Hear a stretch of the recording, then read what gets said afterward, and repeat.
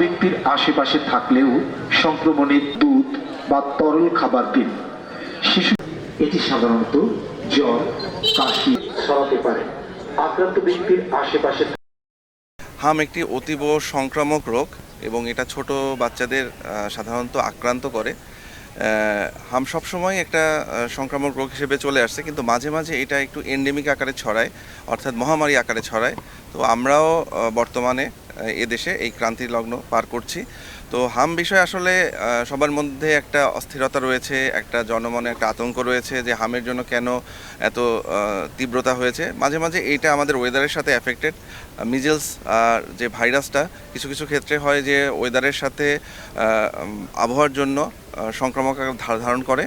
এখন সেই পর্যায়টি রয়েছে, কিন্তু হাম নিয়ে আসলে আতঙ্কের কিছু নাই।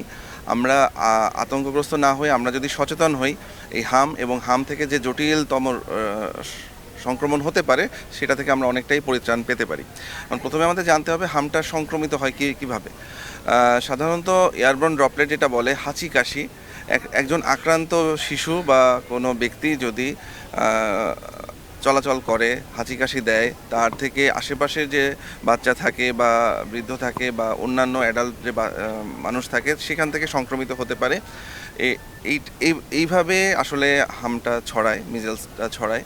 আর হাম জীবাণু যখন একজন শিশুর শরীরে ঢোকে, আমাদের শরীরে কিছু বিশেষ বিশেষ জায়গায়, যেমন নেজোফ্যারিংস, মুখমণ্ডল, রেসপিরেটরি ট্র্যাক্ট, আমাদের হচ্ছে লাংস, ফুসফুস, এখান থেকে আক্রমিত হয়ে এখান থেকে বড় সেকেন্ডারি ইনফেকশন যেমন নিউমোনিয়া এবং পরবর্তীতে এসএসপিই, সাব অ্যাকিউট স্ক্লেরোজিং প্যানএনকেফালাইটিস, মানে ব্রেনের একটা সংক্রমণ ঘটাতে পারে।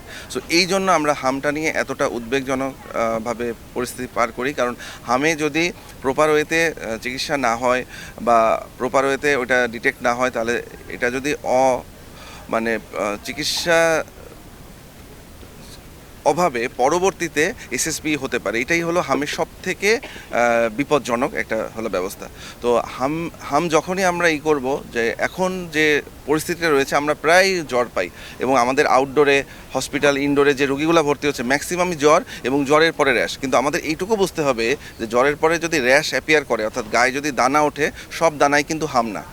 প্রত্যেকটা ভাইরাস জ্বরের পরে দানা উঠবে, কিন্তু সব দানা হাম না। হামের কিছু ক্যারেক্টারিস্টিক ফিচার আছে, যেমন হাম আক্রান্ত যে বাচ্চা থাকে তাদের সাধারণত 3 দিন 4 দিন প্রচণ্ড পরিমাণ জ্বর থাকে এবং চতুর্থ দিনে তাদের শরীরে দানা ওঠে। এবং দানার একটা ক্যারেক্টারিস্টিক ফিচার আছে, প্রথম যে দানাগুলা সেটা সাধারণত কানের পিছন থেকে ওঠে এবং এরপর হচ্ছে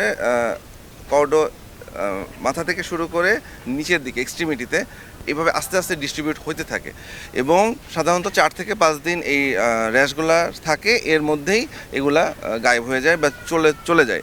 তো হামের সংক্রমণ সময় হচ্ছে এই র্যাশ অ্যাপিয়ার করা 4 দিন আগে থেকে র্যাশ অ্যাপিয়ার করা 4 দিন পরে। অর্থাৎ কোনো বাচ্চার যদি র্যাশ অ্যাপিয়ার করে বা দানা ওঠে, তখন আমাদের প্রধান যে উদ্দেশ্য থাকবে মাকে এইটুকু বলা যে আপনি বাচ্চাকে নিয়ে অযথা ঘোরাঘুরি করবেন না, বাসার ভিতরে রাখবেন এবং কোনো যদি ডেঞ্জারাস সাইন, যেমন হচ্ছে বাচ্চা খেতে পারতেছে না, প্রচুর পরিমাণে বমি করতেছে, তাহলেই বা বাচ্চা নেতায় পড়ছে, লেথার্জিক হয়ে গেছে, তবেই আমাদের কাছে আনা। এবং হামের ওভাবে কোনো স্পেসিফিক ট্রিটমেন্ট নাই, এটা আমরা সাপোর্টিভ ট্রিটমেন্ট যেটা বলে থাকি।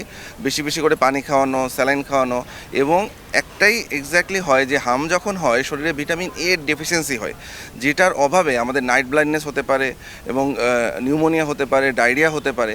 এবং হামের ডায়াগনোসিসের ক্ষেত্রে আমরা সাধারণত 3C দিয়ে আমরা একটু মনে রাখি, সেটা হচ্ছে কনজাংটিভাইটিস, কোরিজা অ্যান্ড হচ্ছে কফ।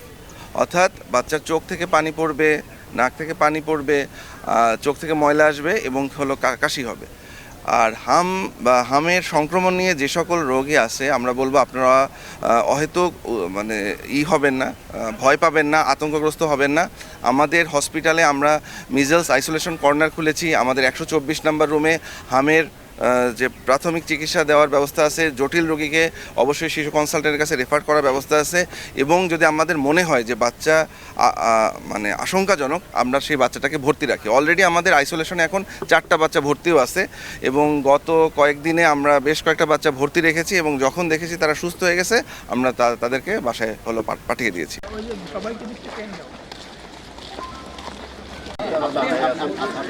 আমি আপনাদের পিছনে